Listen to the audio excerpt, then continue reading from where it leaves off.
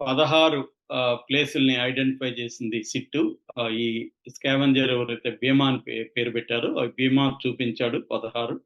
ఇది sit వేసిందేమో July 20, అది రంగంలో దిగిందేమో 28. సో 28వ తేదీ నుంచి మధ్యలో కొన్ని బ్రేక్లు వచ్చినప్పటికి కూడా కంటిన్యూస్ గా అయితే తవ్వుతున్నారు. తవ్వుతున్నప్పుడు ఇప్పటి వరకు ఏంటంటే 6వ ప్లేస్ లో కొన్ని ఎముకలు దొరికాయి. తర్వాత 11వ ప్లేస్ లో ఒక పుర్రె ఎముకలు దొరికాయి.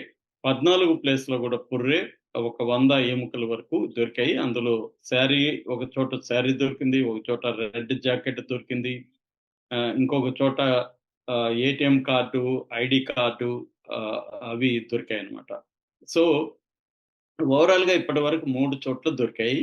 అయితే 13వ ప్లేస్ పక్కన పెట్టి 14, 15, 16 కూడా తవ్వారు. వాటిలో ఏమీ దొరకలేదు.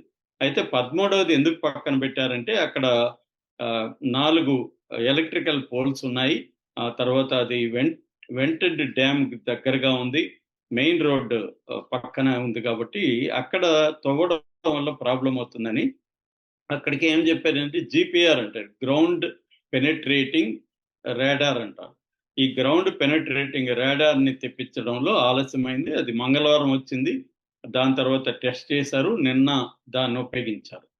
సో అదేంటంటే ఒక డ్రోన్ కి కట్టి దాన్ని పైకి ఎగరేస్తారు భూమి మీదకి. సబ్ సర్ఫేస్ లో ఉండే 1 మీటర్ నుంచి 100 మీటర్ల వరకు కూడా అది పెనెట్రేట్ అవుతుంది అనమాట. ఎలక్ట్రోమాగ్నెటిక్ ఇవి లోపలికి వెళ్ళి గుర్తిస్తుంది అనమాట. మట్టి కాకుండా ఏదైనా సబ్స్టాన్స్ ఉంటే దాన్ని ఇది క్లియర్ గా ఒక స్కానర్ ద్వారా దాన్ని బయటికి తీసుకొస్తుంది.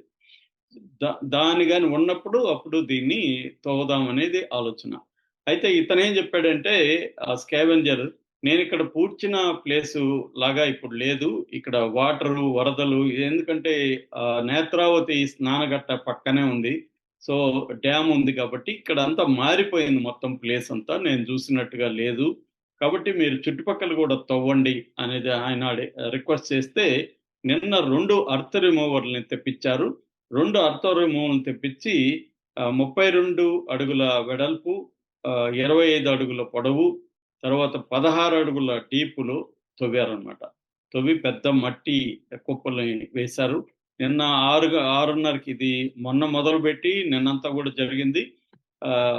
కొన్ని ఎముకలు దొరికాయి. ఎందుకంటే ఆయన ఏం చెప్తున్నాడంటే ఈ ప్లేస్ లోనే నేను 8 మంది, అంటే ఒకే దగ్గరగానే కాదు, ఆ ఏరియాలోనే 8 మంది అమ్మాయిల శవాలు నేను పూడ్చిపెట్టాను. 8 మంది కూడా టీనేజ్ అమ్మాయిలు అనేది అతను చెప్తున్నాడు. టీనేజ్ అమ్మాయిల శవాల్ని, వాళ్ళ ఒంటి మీద గాయాలు ఉన్నాయి, రేప్ చేసినట్టు కొన్ని గుర్తులు కూడా కనబడ్డాయి నాకు. కాబట్టి ఇది ఇంపార్టెంట్ ప్లేస్ అని చెప్పడంతోనే వాళ్ళు అర్త్ రిమూవర్స్ ని తెప్పించి ఇంత శ్రమ తీసుకొని చేశారు. అందులో చాలా ఎముకలు అవి అయితే బకెట్లలో కట్టి వాటిని సీల్ చేసి అయితే తీసుకుపోతున్న విజువల్స్ వైరల్ అయినాయి. కానీ అఫ్సెల్ గా అది 8 శవాలు దొరికాయా అనేది చెప్పలేదు. ఎందుకంటే క్లియర్ గా అస్థి పంజరాలు అనేవి క్లియర్ గా లేవు అనమాట.